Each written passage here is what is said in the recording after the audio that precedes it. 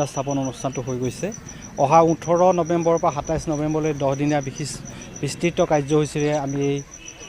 গ্ৰন্থমেলাৰ আয়োজন কৰিছোঁ অসমৰ লগতে ভাৰতৰ বিভিন্ন ঠাই বিশেষকৈ কলিকতা আৰু দিল্লীৰ বহু প্ৰতিষ্ঠানে ইয়াত অংশ ল'ব প্ৰায় শতাধিক প্ৰতিষ্ঠানে ইয়াত অংশ ল'ব লগা এই অনুষ্ঠানত প্ৰথম দিনা বিশিষ্ট সাহিত্যিক ইছে দৰ্জে থংচী আৰু ৰহস্য সাহিত্যিক ৰঞ্জু হাজৰিকাৰ উপস্থিতিত উদ্বোধনী অনুষ্ঠান হ'ব সেইদিনা সদৌ অসম ছাত্ৰ সন্থাৰ মুখ্য উপদেষ্টা ডক্টৰ সমুজ্জ্বল কুমাৰ ভট্টাচাৰ্য আৰু অসম চৰকাৰৰ কেবিনেট মন্ত্ৰী অতুল বৰা আৰু অজন্তা নেওগ বাইদেউ উপস্থিত থাকিব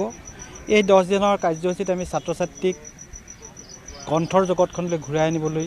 বিভিন্ন ধৰণৰ প্ৰতিযোগিতা আৰু অন্যান্য কাৰ্যসূচী লৈছোঁ বিশেষকৈ সকলো বিদ্যালয় নগৰৰ সকলো বিদ্যালয়ৰ ছাত্ৰ ছাত্ৰীসকলক লৈ আমি গ্ৰন্থ সমদলৰ আয়োজন কৰিব বিচাৰিছোঁ তেনেদৰে কুইজ বক্তৃতা প্ৰতিযোগিতা সাধু কোৱা প্ৰতিযোগিতা কবিতা আবৃত্তি প্ৰতিযোগিতা বা অন্যান্য চিঠি লিখা প্ৰতিযোগিতা এই প্ৰতিযোগিতাবোৰ হ'ব তাৰ লগতে প্ৰত্যেক দিনাই কবি সন্মিলন গ্ৰন্থ উন্মোচন সাংস্কৃতিক অনুষ্ঠান আদি অনুষ্ঠিত হ'ব অসমৰ জনপ্ৰিয় গায়ক নীল আকাশ আৰু আশ্চৰ্য বৰপাত্ৰ দুটা দিনত ইয়াত উপস্থিত থাকিব আমি